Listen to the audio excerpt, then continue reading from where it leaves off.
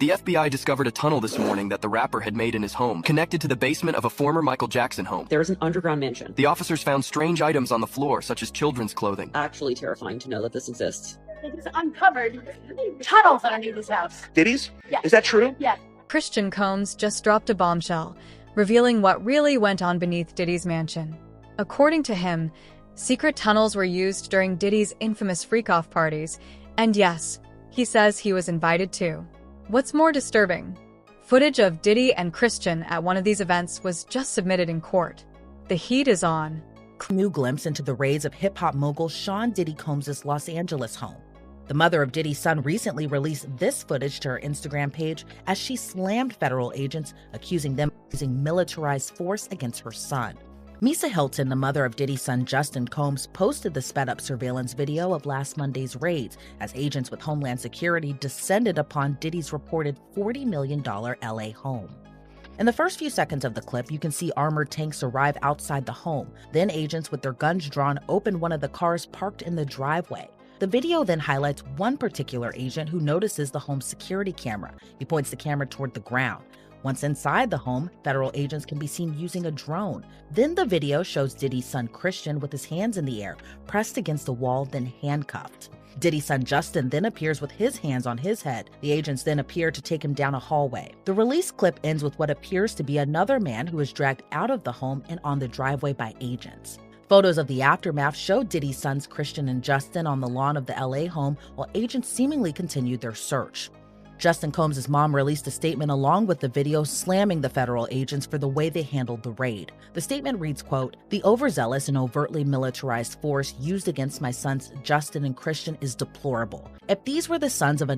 The rumors about underground tunnels connecting Diddy's estate to the Playboy Mansion? They're no longer rumors. The FBI confirmed that during the 2024 raid, Diddy's son Christian was actually found in one of these hidden passageways.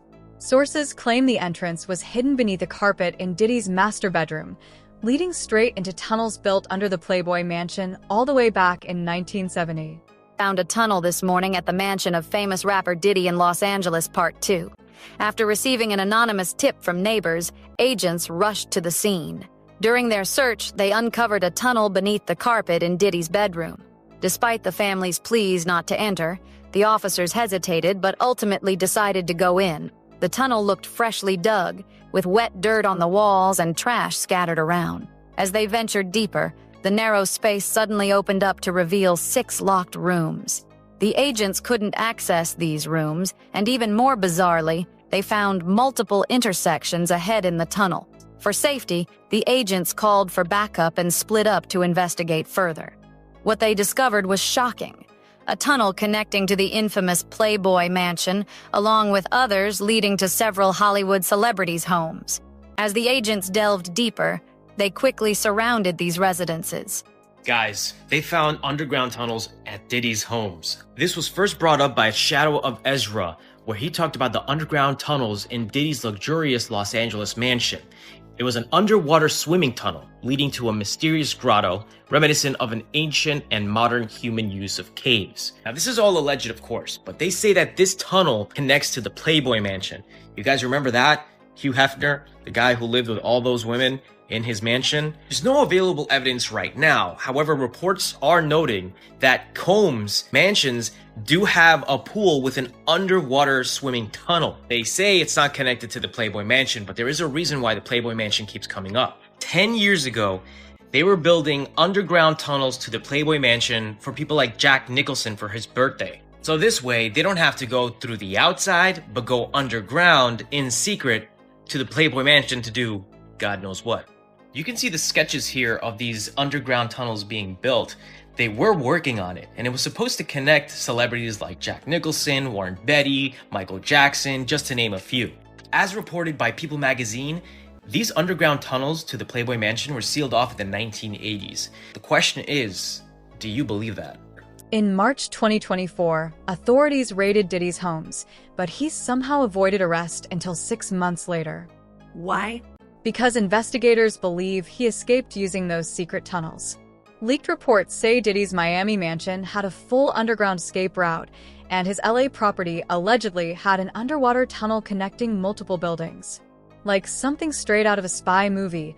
Only this time, it's real. Say, no, there's no connection. Well, have you guys even figured out if there's a connection yet? I feel like authorities are so stuck in time in the past where, like, they say, oh, don't look into this, don't investigate this, these claims aren't real. But then we see social media sleuths put together these stories and solve investigations. I'm not saying the authorities aren't smart people, they can figure it out, but sometimes the help from the public can lead to, us actually figuring out the truth. But do the authorities want the truth? It really matters who's at the top and who they're trying to protect. Another conspiracy theory that circulated at the time of the raids was that Diddy escaped through an underground tunnel. I do believe he has an escape route planned when it comes to his Miami property because he can easily access the Bahamas through a boat. When it comes to his LA property, he might have a backup plan, which kind of explains tunnels. In case you're wondering where Diddy hosted these parties, specifically the parties that took place underground, I was absolutely shocked to find out that there is an underground mansion with tennis courts, indoor pools, marble everything, a literal ballroom. And this checks out because Ali Carter was talking about this underground ballroom. Like, actually, imagine being 5 floors beneath the surface. Willing to bet there's no cell service. What are you gonna do? Scream? Run? Where are you gonna go? Actually terrifying to know that this exists. Like, just want to play tennis in my underground mansion. I have no words. It's crazy. I can't imagine this being real because it seems so dystopian. Per news reports in March 2024, Diddy's properties in LA and in Miami were raided by Homeland Security. Diddy's LA mansion was located in the upscale neighborhood of Holby Hills, the same neighborhood as the Playboy Mansion. However, there is no known underground tunnel connecting the two. According to this report, people reported that the Playboy Mansion was rumored to have a series of underground tunnels that connected the mansion to other homes in the area. However, one staff member told the site that the tunnels were closed up in some time in 1989. And I don't know why celebrities are so scared. Footage of Christian at one of these tunnel freak-offs wasn't just leaked, it was filed as evidence in Lil Rod's lawsuit. And here's the kicker. Christian Combs is now facing his own lawsuit for sexual assault. A 26-year-old flight attendant, Grace Omar, claims he drugged and assaulted her on one of Diddy's yacht parties. She says it mirrors the same patterns of behavior his father is accused of. And then proceeded to pressure Omarki to take shots of tequila. She did. Christian allegedly tried to get her to drink more in the yacht's makeshift studio. Omarki alleges that Christian kissed her neck, kissed her face, as he groped her legs, breasts, and private areas. Omarki reportedly told Christian, quote, "Excuse me, you don't touch my legs like that. I'll move my legs where I want to. If I want to do this, then I will. You don't touch my legs like that." Omarki then says that she told Christian she couldn't stay with him unless it was approved by a supervisor, all of whom she knew would be asleep at the time, so this was a way for her to get out of the situation. She claims that Christian said, "Who can I talk to? I'm going to say I requested you right now." Omarki then says she responded with, quote, "Well, you can take your hand off my ass for the first thing." Omarki says that she tried to go back to her work, but Christian found her again, wanted her to find him a place to sleep for the night. So she ended up taking him to the cinema room for the yacht, which doubled as a place for people to sleep. And she claims that is when Christian blocked her and It gets even darker. Diddy's adopted son Quincy was allegedly groomed by him from a young age. According to former Bad Boy artist Freddie P., people in the industry always felt something was off about Diddy's relationship with Quincy. Now insiders claim that behind the scenes, Diddy was grooming Quincy since childhood and that no one in his family was safe from his abuse. Because that's not your child. You know what I'm saying? And for you to keep him that close, it's like you kept him that close because he might got your secrets because he's not your child. So if he's not your child and you that type of person with that type of character, you don't mind actually doing it to him when he finally reaches a certain age because he's not yours. And you know in your mind he's not yours. And now you keep him real close to you. You make sure he don't go to his daddy. Why? You make sure he's separated with him and you provide him with everything he wants. Why? You got one of them little Michael Jackson secrets. He got one of them secrets that he can't tell nobody because his legacy, his manhood gonna be, and not only that, his brother no gonna look at him crazy. Only Puffy know, only God and Puffy. Quincy, right? I don't know. All I'm gonna say is, I don't know. I'll be short, son. All I'm gonna say is, who's infatuated with another man's son like that? Like you, that seemed like grooming to me. And this isn't the first time Diddy's been accused of crossing lines with family. Allegations have surfaced that Diddy had a disturbing obsession with his own mother, openly calling her sexy and even kissing her on the lips. A resurfaced video from 2022 shows Diddy smoking a joint with his mom, joking about her starring in a strip club and planting a kiss right on her lips. The boundaries? Non-existent. Yeah, my mom's gorgeous. Hold on, let me introduce you to my mom, called Ma Dukes. Hi. She's getting a drip with me. She's hydrating. What's up, Ma? Everything's good, baby. Up here with you. Yeah. I love you. I love you too.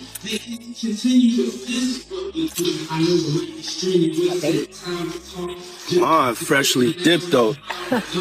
What?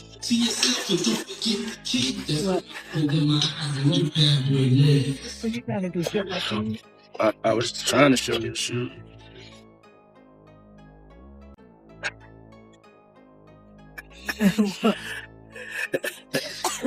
Yeah, my mom's a single. Mom's a single. I ain't gonna hate on my moms. She's single. Me and my mom talked about one time doing a dating show with her. And she's so picky. She's so picky, they don't stand. But yeah, that'd be the funniest show in the world. It will be. Especially with me. I don't even want to get started if she was doing that. We're not doing that. But yeah, my mom's single. Yeah, for real. Mom do know how to have a good time. She ain't sitting in the house playing. They outside moving and shaking, baby. She come with me to the strip club. I don't care. For real. It's my dog. You know, I want to live life. Be out here moving and grooving. So my mom told me, she just said, keep moving, baby. That's right. Keep moving. Don't stop. She could touch. According to court documents, Diddy's other son, Justin, wasn't just attending these freak-offs. He was helping organize them. He's been accused of helping Diddy destroy evidence and even alerting him before the Cassie video leaked. One incident in September 2022 turned violent. A man named G was shot near Diddy's studio. Witnesses say Justin was on the scene and that Diddy and Justin both disappeared immediately after the shooting. Later, Diddy forced staff to lie to police and staged the incident as a drive-by. This wasn't an isolated event. Grace Omar's civil lawsuit also claims Diddy helped Christian set up the yacht party where her assault took place. Involvement in an alleged shooting cover-up. According to court documents, it happened on September 12, 2022, outside Diddy's Chalice Studios. Lil Rod says Diddy, his son Justin, and Justin's friend who went by G were all there when things got heated. Lil Rod says he heard multiple gunshots ring out and later found G on the bathroom floor in the fetal position. Lil Rod says he was bleeding out of his hip and leg area. Lil Rod says he was applying pressure to G's wounds and then asked the crowd to call an ambulance. At that point, both Diddy and Justin Combs disappeared to another part of the studio. Diddy then gave strict instructions to inform the police that he had nothing to do with the shooting. He also forced Mr. Jones to lie to the police by telling them that G was shot standing outside the studio by a drive-by assailant. So that specific allegation involves Diddy's son Justin, but another allegation and entirely separate civil lawsuit involves his other son Christian, or King Combs. Grace Omar K alleges that Christian Combs sexually assaulted her on a yacht in December 2022, and she says it was facilitated by Diddy. Here is the other thing with Mr. Burgess. He apparently says he owns the rights to a book that was reportedly based on the alleged memoir of Kim Porter. In fact, according to TMZ, Burgess' phone was seized by the feds, and on it was a copy of a flash drive with material that was used in this book. Here's the problem. Christian and Quincy Combs, these are the sons of Diddy and Kim Porter. Quincy's actually adopted by Diddy. But they are reportedly fighting back, and they have sent Burgess a cease and desist letter to prevent the further sale of this book. They argue this is just an attempt to capitalize on Porter's fame and that they own the rights to her IP, her intellectual property, like her diary entries, her potential manuscript. As her heirs, they own it. And they also want an accounting of current sales of the book. To be clear, though, they aren't acknowledging that there is, in fact, a long-lost memoir from their mother. In fact, they've actually denied that before when there was a similar book, a derivative work, we'll talk about that, published by this guy named Chris Todd on... Mia, Diddy's former assistant, has now testified, and her words stunned the courtroom. She described Diddy's inner circle as a house of horror, filled with manipulation, fear, and psychological control. According to her, Diddy ruled everyone under him with intimidation. Silence wasn't just expected, it was enforced. Her was treacherous. She knew everything. She knew all about the drugs, the money, the Cassie, D-Rock involvement, and what he used to do. But the thing that was so crazy about it is that she said that Puff used to rip her repeatedly, damn near anytime he wanted to, all the time. Like several times she was ripped by him. It seemed like she had the jury crying. She was ripped by Puff, bruh.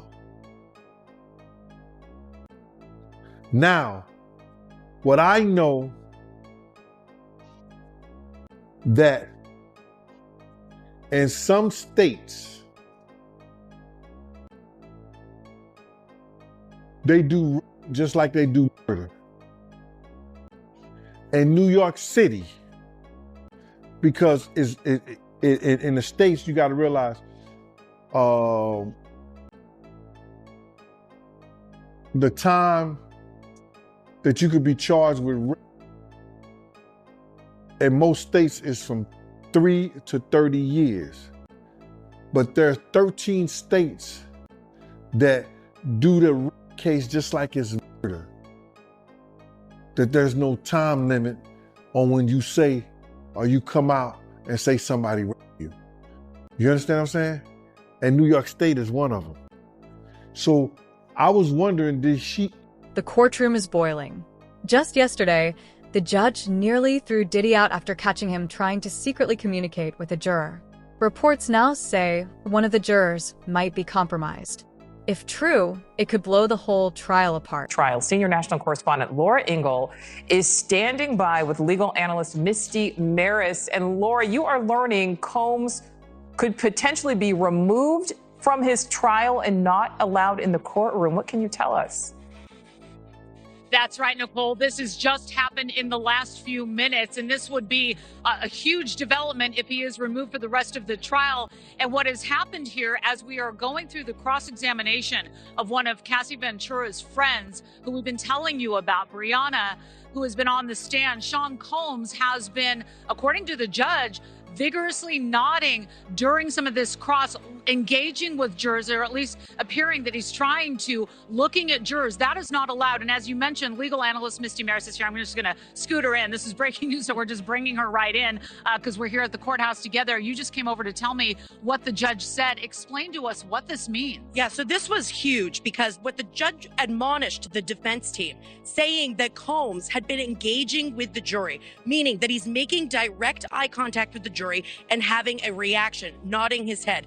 The judge said this is jury interference. It's to influence the jury, and actually referenced that the defense was warned not only today during Bongolin's testimony, but also had been warned previously during the testimony of George Kaplan. So this feeds into a federal rule which relates to disruptive conduct by the defendant in the courtroom. And the rule says that if somebody is warned by the judge, if the defendant is warned, but the conduct continues, one of the consequences could be removal from the courtroom for the remainder of the trial. And Laura, that is of huge consequence to the defense. Yeah, and all along we've been seeing Sean Combs, passing notes, and that's allowed with his defense. He's been very active. He's been paying attention, and we have heard of him nodding along during some of the testimony, but this is something different. Correct. So engagement with your attorneys, passing notes during testimony, even being a bit reactive to witness testimony, looking at the witness and perhaps having a reaction and looking engaged, all fine.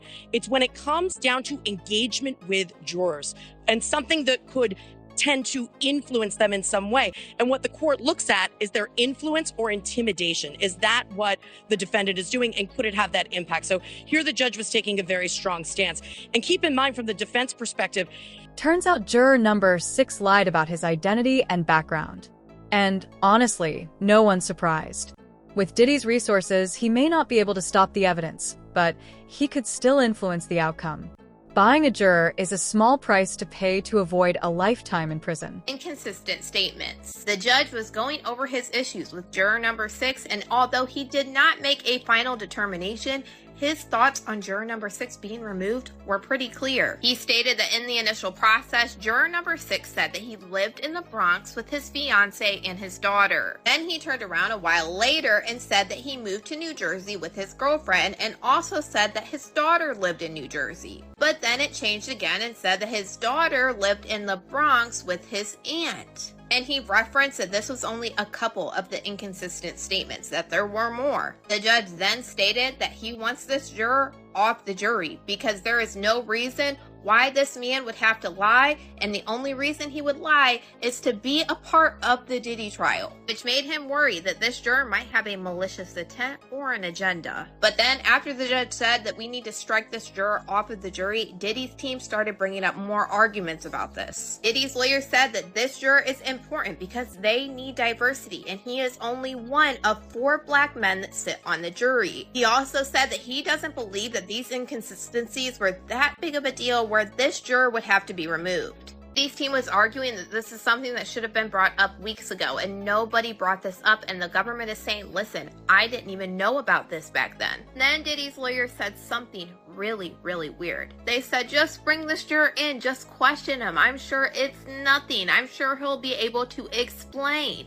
But this is what the government wanted the judge to do earlier, and Diddy's lawyer said, no, that would be harassing the juror. Then the judge told everybody to get out of the courtroom, that they needed to have. Diddy's legal team has already asked for a mistrial twice, and now they're gearing up to try again. Why? Because if they can prove the jury was compromised, Diddy could walk free. Even with all the damning evidence, the system can still be bought. That's the ugly mistrial in his sex trafficking and racketeering case. Defense attorneys claim prosecutors presented false evidence alleging Combs dangled a woman from a balcony in Los Angeles in 2016, saying that they can prove he was in New York City at the time. Let's bring in ABC News legal contributor Bernarda Villalona to break this all down. Thanks so much for being with us. Diddy's team claims that the woman committed perjury on the witness stand, and that's why they're asking for a mistrial. What do you make of this move?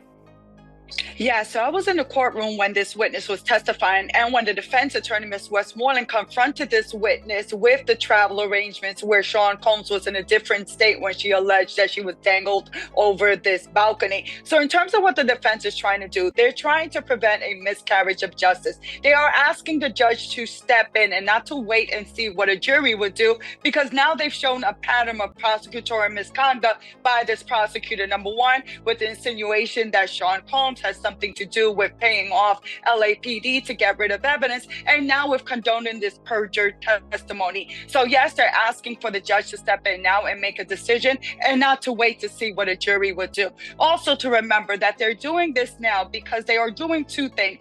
They're also trying the case in front of a jury, but if there is a conviction, they want to make sure that they have brought this issue up before this judge, so that way an appellate court can review this decision.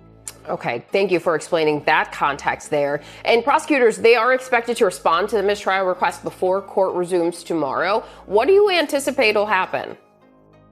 So on this specific issue, I think the judge is going to deny the defense's request for a mistrial. The reason being because they're dealing with something having to deal with the credibility of a witness. The jury is the finder of fact. They are the ones that determine the credibility of witnesses. So that being the case, the judge is going to say that it's up to the jury to determine the witness's credibility, that being of Cassie Ventura, and also of this witness that supposedly gave perjured testimony. This wouldn't be the first time evidence mysteriously vanished in Diddy's cases. After Kid Cudi's car exploded in what's believed to be an arson attempt, fingerprints were recovered at the scene. But before they could be processed, they were accidentally destroyed. Just another coincidence? Or a pattern? Clip 13. For the first hearing trial of Sean Diddy Combs, today the defense requested a mistrial following testimony from an LA arson investigator, but the judge denied the request. ABC's Rena Roy has the latest.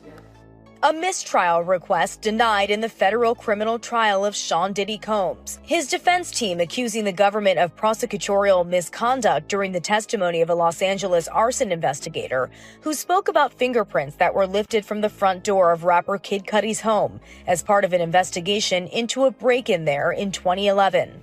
The investigator testifying that those fingerprints were destroyed, and when prosecutors asked the investigator if that was unusual, the defense accused them of trying to plant the idea that Combs was responsible. The overall implication, according to the defense, is that somehow Sean Combs created that disappearance. The defense moved for a mistrial, and they moved for it because what they said is that it's unduly prejudiced, because this is the whole theory of what the prosecution is putting forth, is that he has this control and can make these investigations disappear. Instead, the judge striking that part of the testimony, telling jurors to disregard it. Right before, the jury heard from a police officer who responded to that break-in, testifying that he saw a black Escalade leaving the scene with plates registered to Combs' company Bad Boy Productions. The arson investigator also testifying about another incident at Kid Cudi's home in 2012 when his Porsche was set on fire. He testified about the smoke and fire damage in these photos that were shown to the jury and said he determined the fire was targeted and started with a Molotov cocktail. Kid Cudi last week testified he believed Combs was responsible for both. For the first time, there's actual hard evidence. Photos from the day of Diddy's arrest were leaked, and what they show is damning. His hotel room was filled with bags of drugs, bottles of baby oil, and multiple firearms. It's the kind of evidence you can't spin away. Last year to raid it. A federal agent testifying about the evidence, guns and ammo seized from Diddy's home that were found near alleged freak-off supplies, which included dozens of bottles of baby oil and boxes of platform heels, bondage restraints, and bundles of rope. Also photographed as evidence that day, motivational messages on Combs' bathroom mirror that included, "You a legend," and upward motion, and drugs. Lots of drugs, including ones found in plastic. If Diddy walks free, it won't be because he's innocent. It'll be because he bought his way out. But the secrets are out now. No matter how deep his tunnels go, he can't hide anymore. This trial isn't just about Diddy. It's about exposing the entire industry that protected him. So we ask you, can justice ever exist in a system built on silence and payoffs? Let us know in the comments, and make sure you subscribe so you don't miss what's coming next.